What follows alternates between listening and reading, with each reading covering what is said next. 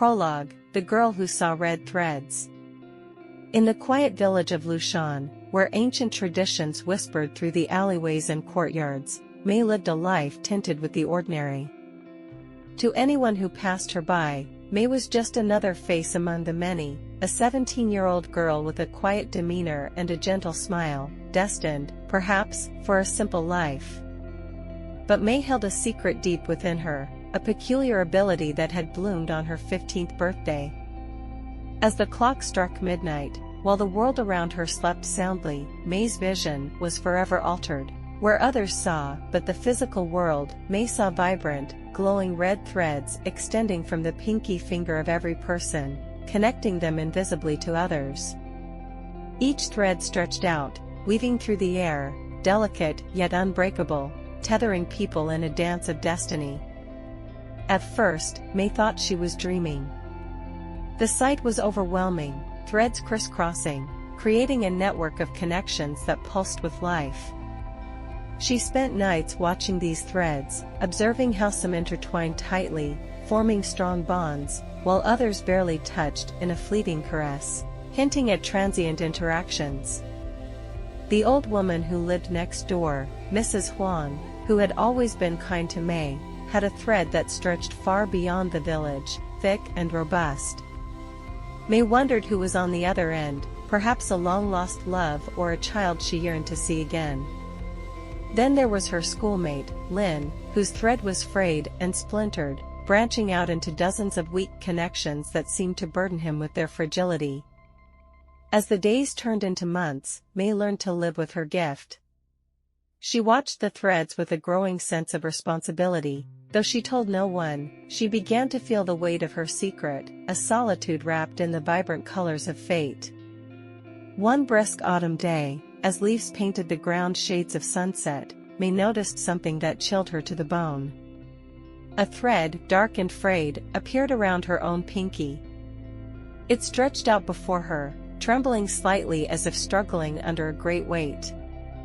Her heart pounded with a mix of fear and curiosity. Where did it lead? Who was tied to her destiny? And so, May set out, following the red thread that pulsed with an unseen life force, leading her beyond the familiar paths of Lushan. Little did she know, her journey was about to intertwine with tales of love, mystery, and ancient legends that had slumbered through the ages. Chapter 1: The Secret of the Red Threads. The morning after May had first noticed her own red thread, the village of Lushan seemed to whisper secrets with the rustle of its leaves and the murmur of its brook. Despite the familiar sights, everything felt different to May. With her secret knowledge, each person she passed was no longer just a neighbor, but a node in an intricate web of destiny. She wondered about the connections each thread represented, the love, the heartbreak, and the myriad stories unfolding silently around her. As she walked through the narrow, stone-paved streets to the local market, May's thoughts were preoccupied with the dark, frayed thread tied to her own finger. It seemed more ominous now in the daylight, more real. She needed answers, but she knew such questions about ethereal red threads tied to people's fates weren't to be asked casually. May needed someone with understanding of the supernatural, someone who could provide guidance without dismissing her experiences as childish fantasies. Her thoughts led her to the village's oldest inhabitant, Grandma Wu. Known for her herbal remedies and the occasional fortune-telling, Grandma Wu was a repository of the village's lore and legends. If anyone knew about the red threads, it would be her. Arriving at Grandma Wu's traditional wooden house, May hesitated at the gate, clutching the latch. The garden was a wild array of colors, with herbs and flowers that Grandma Wu claimed could cure more ailments than modern medicine could name. Taking a deep breath, May pushed open the gate. "Ah, May," Grandma Wu greeted her, her voice as crackled as the dried herbs hanging from her porch. "What brings you here so early? Is your mother well?" "Yes, Grandma, Mother is fine." "It's me who. I need to ask you about something unusual," May said, her voice faltering.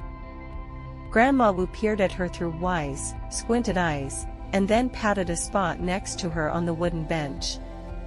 Come, sit. The spirits tell me you're troubled by something unseen. What is it, child?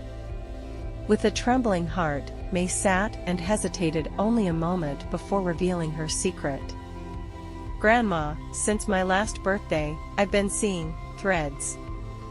Red threads, coming from people's pinky fingers. They connect everyone to someone else. I even see my own. The old woman didn't seem surprised. Instead, she nodded slowly, her eyes reflecting a deep, knowledgeable sorrow. Ah, the red threads of fate. You have been gifted, or perhaps cursed, to see the bonds of destiny. It is rare, May, and it is a gift that comes with its burdens. Gift? Burden? What do you mean, Grandma? May's voice was a mix of fear and fascination. Legend says that these threads connect us to our most significant others. Those we are destined to meet, help, love, and sometimes, let go. They are bonds formed by destiny, unbreakable by mortal hands.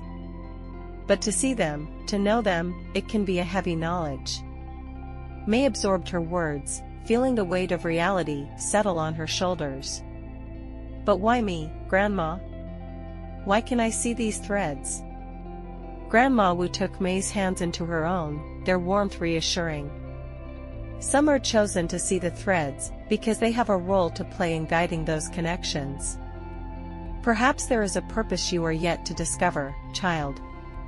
But be wary, the knowledge of the threads is powerful, and power can attract danger. A chill ran down May's spine as she considered her dark, frayed thread. And what of dark threads? Frayed and dark like shadows? Ah, Grandma Wu sighed, releasing May's hands. Dark threads signify troubled connections, heavy with burdens and pain. You must tread carefully, May. Not all destinies are meant to be followed. Leaving Grandma Wu's house, May felt more aware than ever of the red line trailing from her pinky. She was determined to uncover the mysteries of her thread and the dark silhouette it seemed to sketch in her future. As she walked back through the village, every step felt like a step toward an unseen horizon, a destiny not yet written but already tugging at her heart. Chapter 2, Hidden Clues. The next few days found May more introspective and observant than ever. The daily routines of Lushan carried on as usual. Fishermen headed to the river at dawn, market vendors loudly touted their fresh produce, and children laughed under the sunlit sky. Yet beneath this simple veneer, May now saw a hidden world of connections, each person unknowingly tethered to another by threads only she could see. Determined to understand more about her unique ability and the dark, ominous thread leading from her own pinky, May decided to delve deeper into the village archives. The old library, a modest building nestled beside the village school, was seldom visited by the villagers, who preferred the oral traditions passed down from generation to generation. It was the perfect place for May to start her quest for answers. The library was a dusty, musty place, filled with scrolls and books that smelled of age and secrets. The librarian, Mr. Zhou, recognized May immediately. His own thread was a calm blue, gently pulsing as he smiled at her. Ah, May.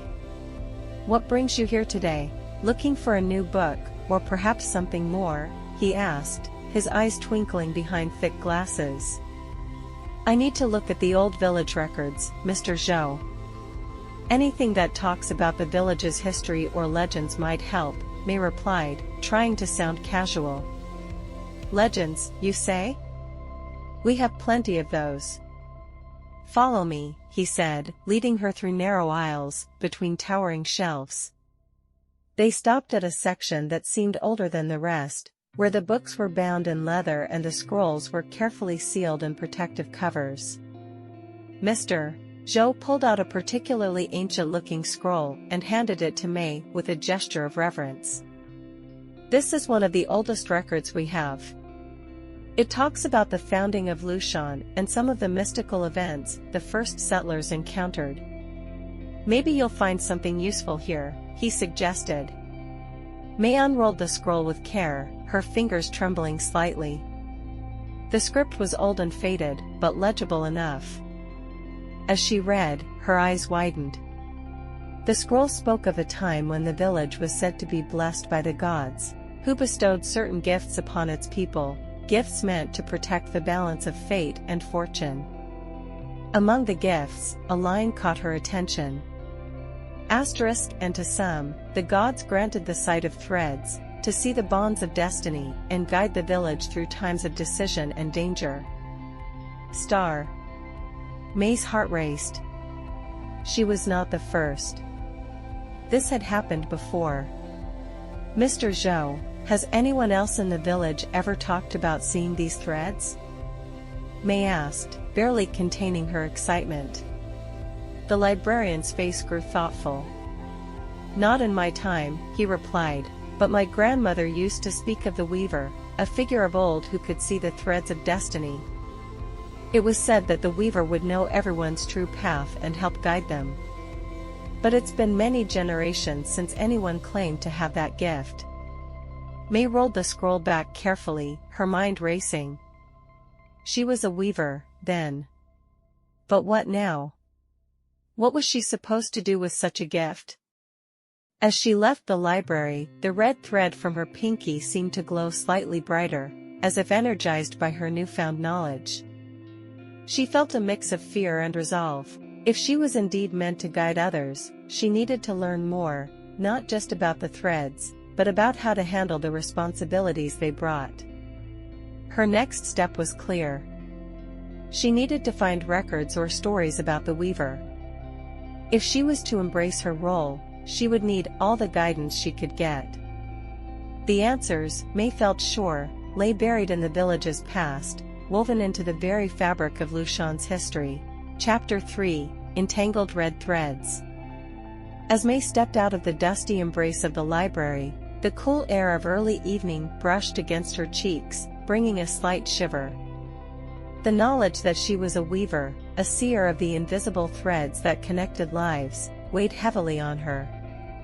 Around her, the village of Lushan pulsed with unseen connections, each red thread weaving its own story of destiny and choice. May decided to walk through the central market, hoping the familiar sights and sounds would calm her restless thoughts. The market was bustling as usual, filled with the vibrant chatter of vendors and the colorful displays of fruits and vegetables. Yet, now May saw more than just the mundane commerce. She saw the entangled red threads of all those around her, each connection a silent, glowing testament to relationships and destinies intertwined. Her eyes were drawn to a particular scene that seemed to shimmer with an intensity she had not noticed before. An elderly man was haggling with a young woman over the price of some spices. May could see their threads glowing warmly, indicating a bond of affection beyond their apparent disagreement. Curious, she watched as their negotiation concluded with a laugh and a friendly pat on the arm, the threads brightening further, a sign of strengthened bonds.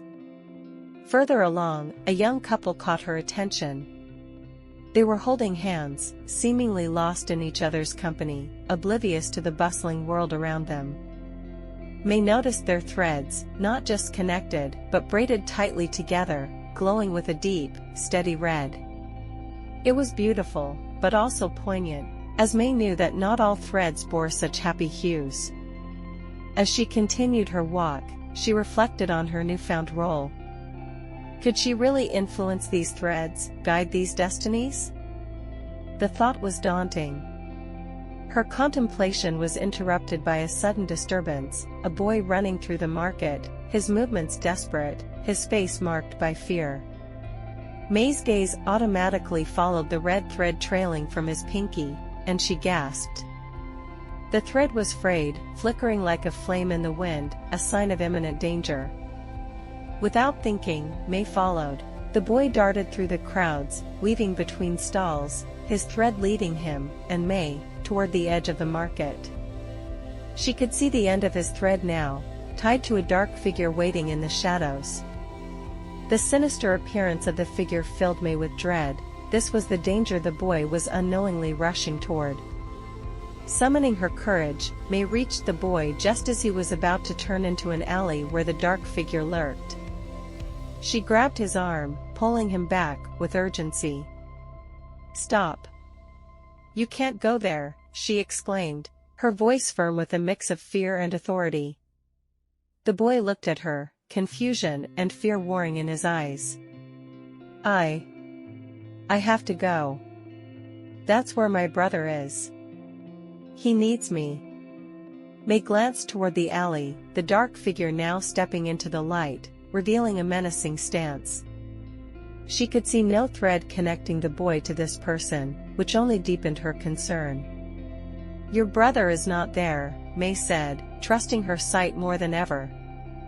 "That's not where your thread leads. Come with me, we'll find him together, the right way." Reluctantly, the boy nodded, allowing May to lead him away from the alley. As they walked, his thread began to settle, its color returning to a calmer shade.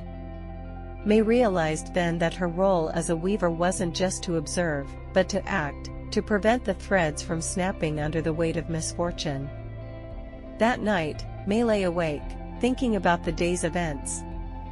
The threads of fate were more complex than she had imagined, each a story of its own, each requiring care and understanding.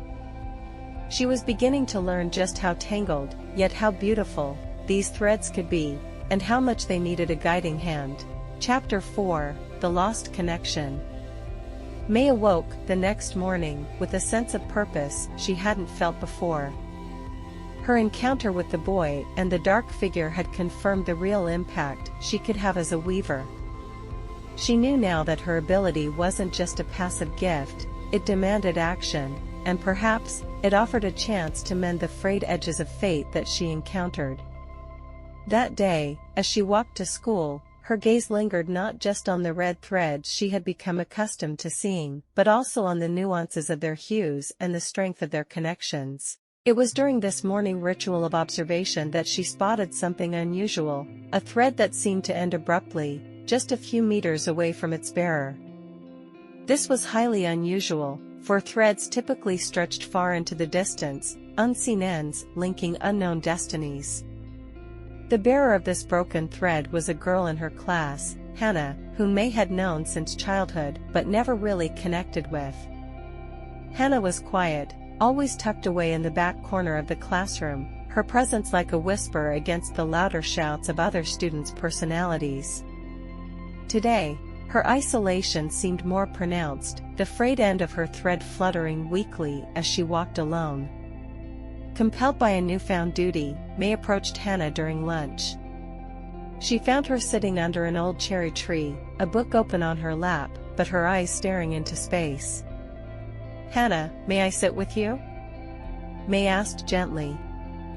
Hannah looked up, surprise flickering across her features before she nodded, a small smile gracing her lips. "Sure, May. What brings you here?" May sat down, choosing her words carefully. "I've noticed you seem a bit distant lately. Is everything okay?" Hannah hesitated, her eyes darting to her book as if seeking refuge in its pages. After a moment, she sighed and closed the book, her voice barely above a whisper. "It's nothing, really. Just feeling a bit disconnected, I guess." "Disconnected?" May echoed, her mind racing with the implications of the broken thread she had seen. "Yeah, like something's missing, but I don't know what or why," Hannah admitted, her gaze drifting off into the distance. May knew she couldn't reveal her ability outright, but she felt a deep urge to help. Sometimes, we feel lost when we're about to find something important. Maybe there's something out there, waiting for you to discover it. Hannah looked at May, a flicker of curiosity in her eyes. "That sounds like something out of a storybook." May smiled. "Maybe it is. Or maybe we can make it our story. Let's do something after school. Maybe a change of scenery will help." Hannah considered this for a moment, then nodded. I'd like that. That afternoon, May took Hannah to the local library, thinking that perhaps the answer lay in the same archives where she had discovered her own destiny. They spent hours poring over books and scrolls, May watching Hannah's reaction closely. As the shadows grew long, Hannah pulled out a dusty tome on local myths. As she flipped through the pages, her hand stopped abruptly. She stared at a passage, her body tense. May leaned over, reading over her shoulder. It was a legend about a celestial weaver who repaired broken threads of fate. Hannah looked up at May, her eyes wide. Do you think it's possible to fix something that feels irreparably broken? May's heart raced. The answer to Hannah's lost connection might lie deeper in the weaver's tales. Let's find out together, she suggested, more determined than ever to help Hannah reconnect with whatever part of her fate had been lost. As they delved deeper into the legend, May felt the red thread on her own pinky pulse with warmth. This was the right path, not just for Hannah, but for her too. In helping Hannah find her connection, May was also weaving her own destiny, thread by thread, into the fabric of her village's life. Chapter 5, The Journey of the Red Threads. The next day, under the gentle glow of the morning sun, May and Hannah embarked on what they called their Journey of the Red Threads. Inspired by the legend of the Celestial Weaver, they decided to visit various places around Lushan that were linked to old stories and mysterious happenings. May hoped that these locales might resonate with Hannah's frayed thread, perhaps even revealing clues to mend it. Their first destination was the ancient willow by the river, said to be a place where lovers would tie messages on its branches, hoping their sentiments would reach the hearts of their beloved. As they approached the graceful, drooping branches of the willow, May noticed an immediate reaction from Hannah. Her demeanor shifted, her eyes brightened with a spark of recognition, and her steps quickened. This place. I feel like I've been here before, Hannah whispered, her voice trembling with a mix of confusion and awe. May watched closely as Hannah reached out to touch the trunk of the willow. The moment her fingers brushed the bark, a soft glow appeared at the frayed end of her thread. It was subtle, but to May, who had grown attuned to the nuances of these threads, it was a sign of potential restoration. Encouraged by this discovery, they spent the rest of the day visiting other spots, the old bridge where it was said the village founders had made a pact of unity and protection, and the hilltop where, according to legend, a hero had once stood to watch for the return of his comrades from war. At each location, Hannah seemed to grow increasingly introspective, her thread occasionally flickering with the same soft glow. May documented these reactions meticulously, hoping to discern a pattern or a clue that could lead to a breakthrough. As the sun began to set, casting long shadows over the village, May and Hannah found themselves at the edge of the forest, near the ruins of what was once a temple. Local lore spoke of a weaver who lived near these ruins, a guardian of the village's destinies. The air here was thick with the scent of moss and history, and the silence of the place lay heavily around them. This is the last place for today, May said, her voice low in the reverent quiet of the ruins. It's said that the weaver's spirit still watches over these woods. Maybe she can help us. Hannah nodded, her eyes scanning the crumbling stones and overgrown paths. They walked through the ruins, the atmosphere thick with the weight of untold stories. Suddenly, Hannah stopped and bent down, her hands brushing away some leaves from an old stone. Engraved on the surface were symbols that neither of them recognized. This? Look at this, May. Hannah exclaimed, pointing at the symbols. It feels important. May knelt beside her, her heart racing as she observed the symbols. They appeared to be ancient, possibly a script from long before their current language had evolved. We need to find out what this says, May decided. It might be the key to fixing your thread. They took sketches of the symbols and decided to return to the village to seek help from Mr. Zhou at the library. As they walked back, the frayed end of Hannah's thread seemed to glow continuously now, a warm, soft light that grew steadily. The journey had not yet yielded a solution, but it had awakened something within both girls.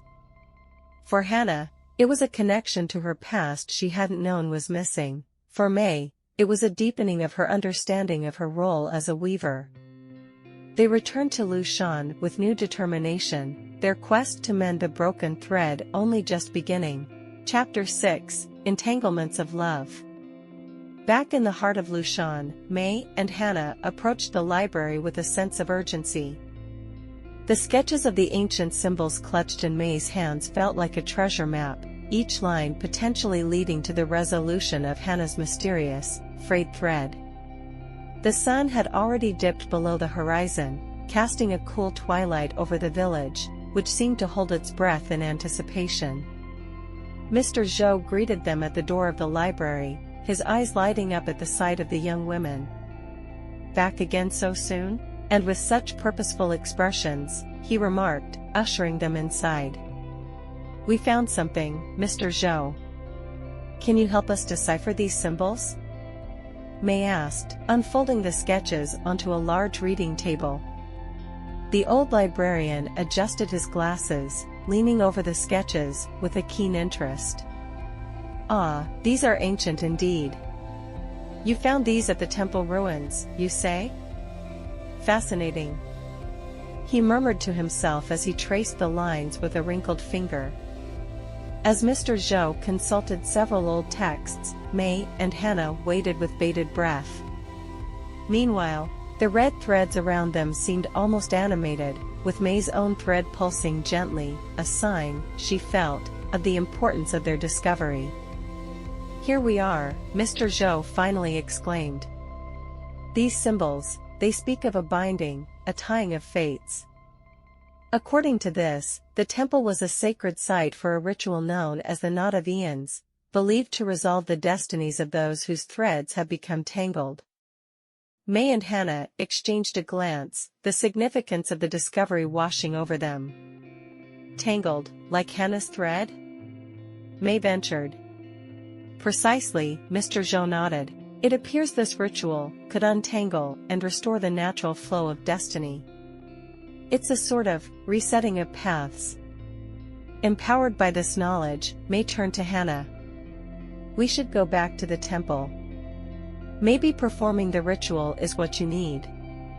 Hannah nodded, a mix of hope and nervousness in her eyes. "Let's do it."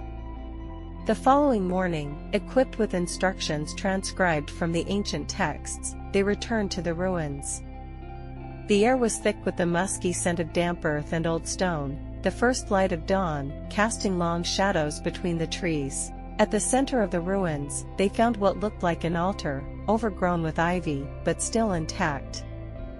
According to the ritual instructions, they placed their sketches and some personal tokens on the altar. May watched as Hannah tied a ribbon around both, symbolizing the binding and then the release of the knot. As Hannah tied the knot, May observed the red thread closely.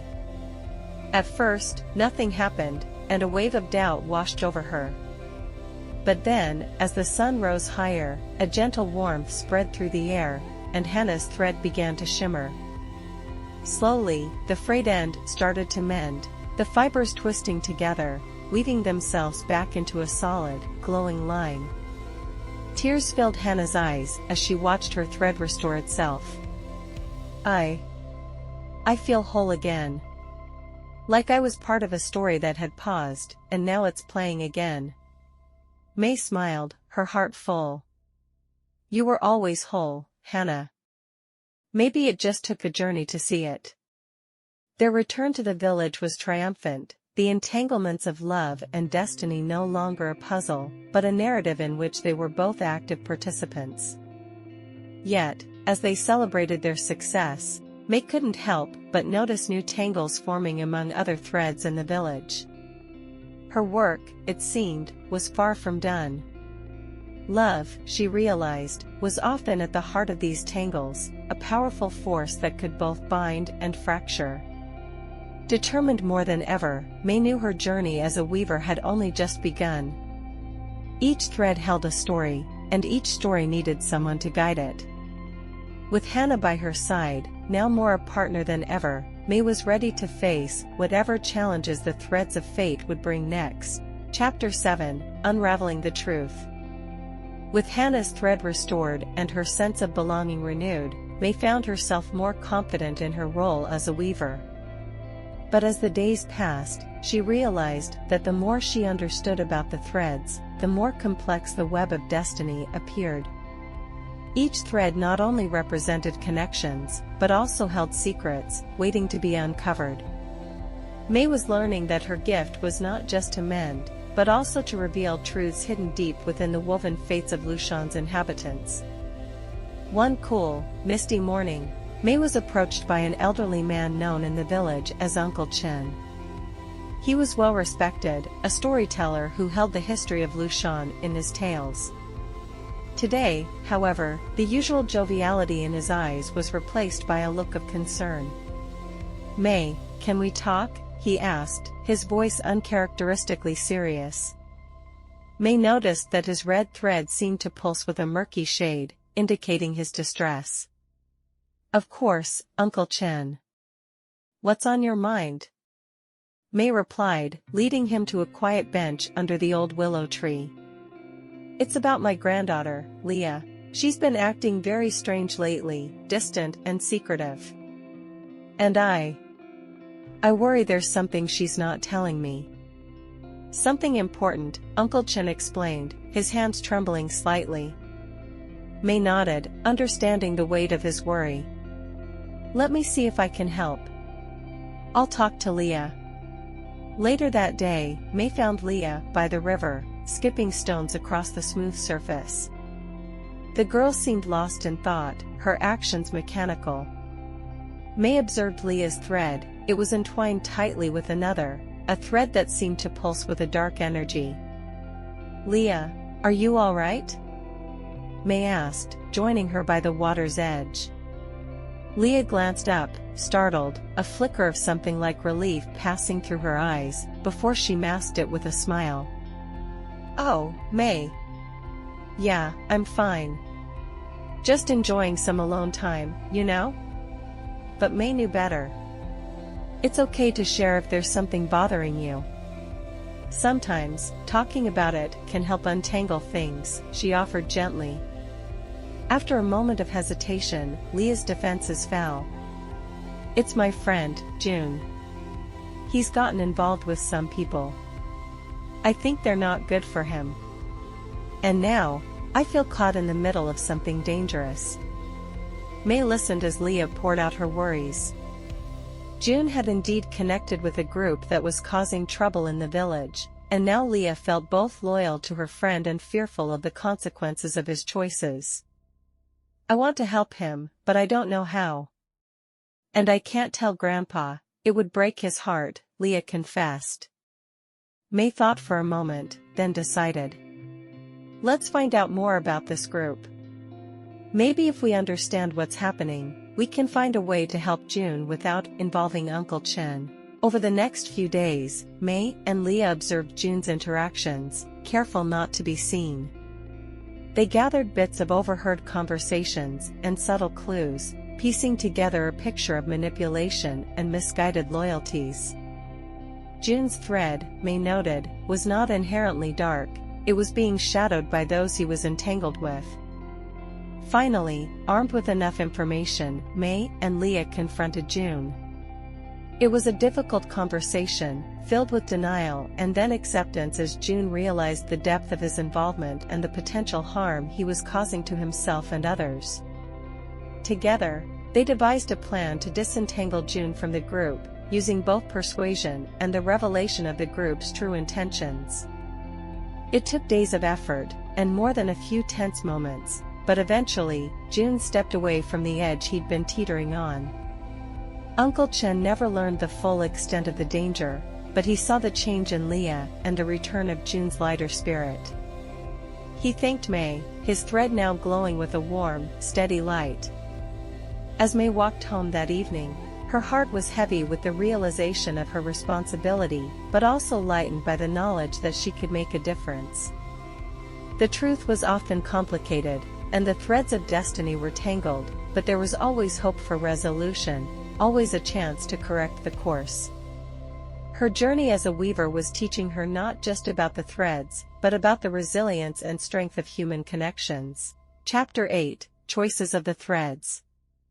As May continued to navigate the complex web of red threads in Lushan, she increasingly found herself at the intersection of destiny and free will.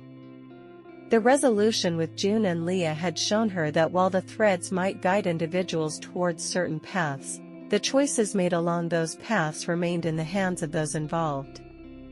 May was becoming acutely aware of the delicate balance between intervening as a weaver and allowing people the freedom to choose their own destinies. One chilly morning, May encountered a new challenge that would test her understanding of this balance. It began with Mrs. Lee, the owner of the local bakery, who approached May with a furrowed brow and a thread shimmering with uncertainty. "May, dear, I need your guidance," Mrs. Lee began, her voice tinged with worry. "It's about my son, Ming. He's been offered a job in the city, a good opportunity.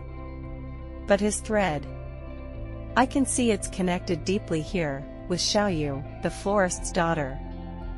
They haven't admitted it, but I think they love each other. I fear if he leaves, he might regret it." May listened intently, understanding the mother's concern.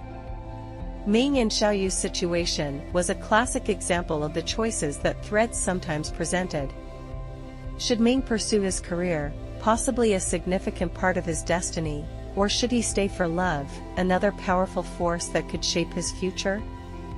"Let me talk to them," May offered, her mind racing with the implications of either choice. Later that day, May visited Xiaoyu at the florist shop, where the air was heavy with the scent of jasmine and roses. Xiaoyu was arranging a bouquet, her movements gentle and precise. Her thread glowed softly, intertwined with Ming's, pulsing with a tender pink hue. "Xiaoyu, can we talk a moment?" May asked softly. Xiaoyu looked up, her expression wary, but open. "Of course, May. What's on your mind?" "It's about Ming," May said delicately. "He's facing a big decision. And I think it involves you too." Xiaoyu paused, a blush creeping over her cheeks. "I know about the job. And I don't want to be the reason he stays and possibly misses out on this chance. But would you be the reason he stayed, or would it be his choice for something he values as much, if not more?" May posed the question gently, hoping to help Xiaoyu see the difference. Xiaoyu considered this, her eyes reflecting the internal struggle. "I want him to choose freely. But I also want him to know that he has reasons to stay." "Let's talk to him together," May suggested. The meeting with Ming was filled with emotions as all three discussed the possible futures laid out before him. May observed the interplay of threads, noting how each potential decision caused shifts in the connections not just between Ming and Xiaoyu, but within the larger tapestry of the village. Ming's decision came a few days later. After much reflection, he chose to stay in Lushan. It wasn't just for Xiaoyu, though she was a significant part of his decision. He realized that his connection to the village and the life he envisioned could be just as fulfilling as the opportunity in the city. Watching Ming and Xiaoyu together, May felt a profound respect for the power of choice. Her role as a weaver wasn't to dictate or overly influence but to illuminate the paths available, guiding those in her charge towards their most authentic choices. That evening, as May walked through the village, her own thread pulsed with a new understanding. Every thread she touched, every destiny she gently nudged, was part of a greater narrative of choice and consequence. As she embraced her role, she found peace in the knowledge that while she could guide, the ultimate choices belonged to those whose threads she watched over. Chapter 9, Reconnecting. The days following Ming's decision to stay in Lushan brought a sense of quiet satisfaction to Mei. Seeing the couple's happiness and the relief in Mrs. Li's eyes was a confirmation that her interventions as a weaver were meaningful. However, Mei also understood that the web of threads in Lushan was continually shifting, presenting new challenges and opportunities for her to assist. One such challenge arose unexpectedly when Mei noticed a thread that seemed out of place, its vibrant color fading into a dull gray. It belonged to Mr. Zhang, the local potter, known for his cheerful demeanor and exquisite craftsmanship. Lately, though, his usual smile had been absent, and his once thriving workshop had seen fewer visitors. Curious and concerned, Mei decided to visit Mr. Zhang at his workshop on the outskirts of the village. The familiar clinking sounds of pottery and the earthy smell of wet clay greeted her as she entered, but the energy felt different, heavier. "Mr. Zhang?" Mei called out softly, not wanting to startle him. The potter looked up from his wheel, his face lined with worry. "Ah, Mei, it's good to see you. What brings you here today? I noticed you seemed a bit down lately.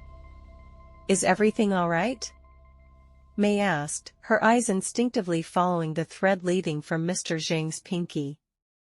It stretched out towards the back of the workshop, where old, unfinished pieces gathered dust. Mr. Zhang sighed, wiping his clay-stained hands on his apron. "It's my son, Lei. He moved to the city years ago, and we used to talk often. But recently, he stopped calling, and I feel like I've lost him somehow. It's affecting everything, even my work." Mei nodded, understanding the connection between Mr. Zhang's emotional state and the fading thread. Maybe it's time to reconnect. Sometimes, threads fray, but they can be mended with effort and understanding. But he seems so far away, not just in distance, but in spirit, Mr. Zhang lamented. "I can help you reach out to him," Mei offered, her voice gentle. Sometimes, a small gesture can reopen closed doors. With Mr. Zhang's hesitant agreement, Mei helped him set up a video call later that week. The initial awkwardness of the call soon gave way to a heartfelt conversation, where Mr. Zhang expressed his feelings of disconnection and his desire to understand his son's world better. Lei, moved by his father's openness, admitted to being caught up in his new life and responsibilities, unintentionally allowing the distance to grow between them. He promised to make more effort to stay connected, suggesting regular video chats and planning a visit back home. As the call ended, Mei noticed a subtle change in Mr. Zhang's thread. It was brightening again, regaining its color as the connection between father and son strengthened. Over the next few weeks, Mei observed the positive impact of their rekindled relationship. Mr. Zhang's spirits lifted, reflected in his rejuvenated creativity and the bustling activity in his workshop.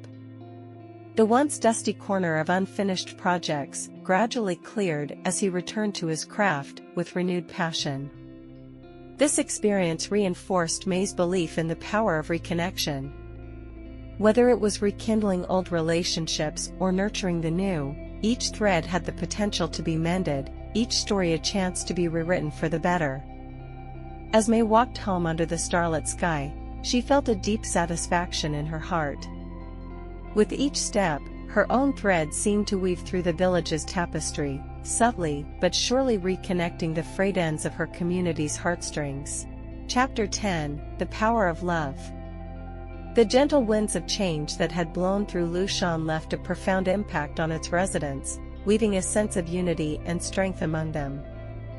As Mei continued her journey as a weaver, she became increasingly aware of the central role that love played in the dynamics of the red threads.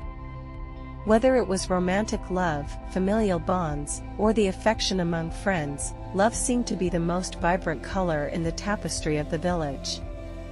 One evening, as Mei walked through the village square, she noticed a gathering of villagers. Curious, she moved closer and realized they were preparing for the annual moon festival, a time when the community celebrated the harvest and honored the bonds that held them together. It was a perfect reflection of everything May had come to understand about her role and the threads. As she watched families and friends decorating lanterns and setting up food stalls, May's attention was drawn to a particular red thread. It was one she hadn't noticed before, a new thread, perhaps, or one that had changed significantly enough to catch her eye. It was vibrant and pulsating with energy, extending from a young woman, Yu, who was busily helping her parents at their noodle stall. Following the thread with her eyes, May saw that it led directly to a young man, Jia, who was setting up a nearby lantern stand.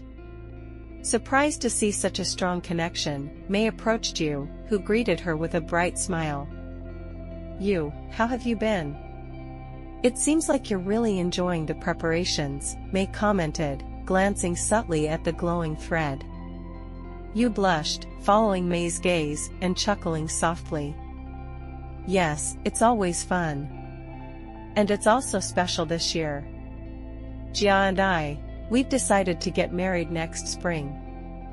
The declaration made May's heart swell with joy.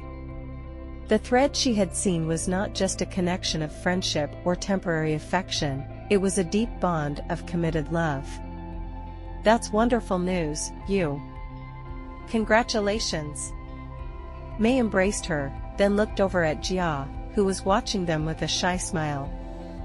As the festival began, the full moon rose, casting a soft glow over the village.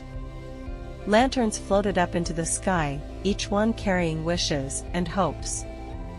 May watched as Yu and Jia released a lantern together, their faces illuminated by the gentle firelight, their red thread glowing stronger than ever. At that moment, May felt a profound understanding of the true power of love. It was a force that not only connected but also healed, empowered, and transformed. Love was the essence that made the red thread so significant, so crucial to the fabric of human experience. Reflecting on her journey, May realized how much she had grown. Each connection she had helped to mend, each thread she had strengthened, had taught her more about the complexities of life and the simplicity of human desires for love and understanding. As the festival continued into the night, May felt at peace. Her village was a place where love thrived, where connections were cherished, and where she could serve as a guardian of these precious bonds. Looking up at the sky, watching the lanterns drift like stars set free, May knew that her journey as a weaver was far from over. There were always more threads to explore, more love to foster, and more lives to touch.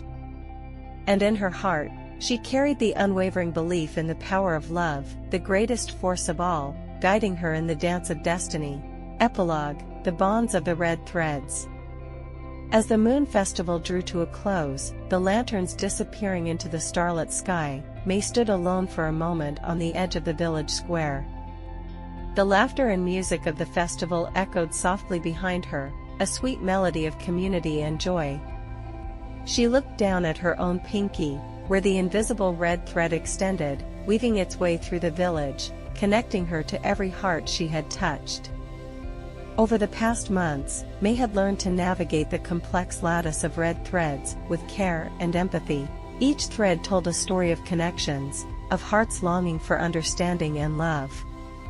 From helping Mr. Zhang reconnect with his son to guiding Ming to choose his path with Xiaoyu, May had witnessed the profound effects of her interventions.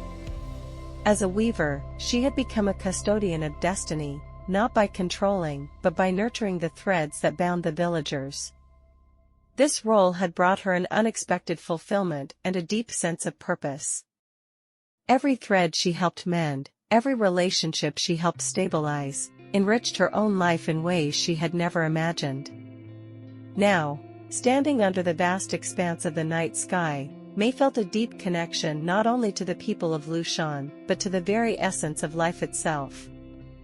The red threads were more than just metaphors for relationships, they were manifestations of the human spirit, resilient and enduring. Looking forward, May knew her journey was not complete. There would be new challenges and new threads that would need her attention. But she also recognized that her role was evolving.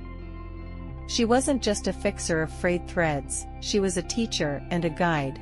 It was time for her to share her knowledge of the threads, to teach others how to see and understand the invisible bonds that shape their lives. With a smile, May made a decision.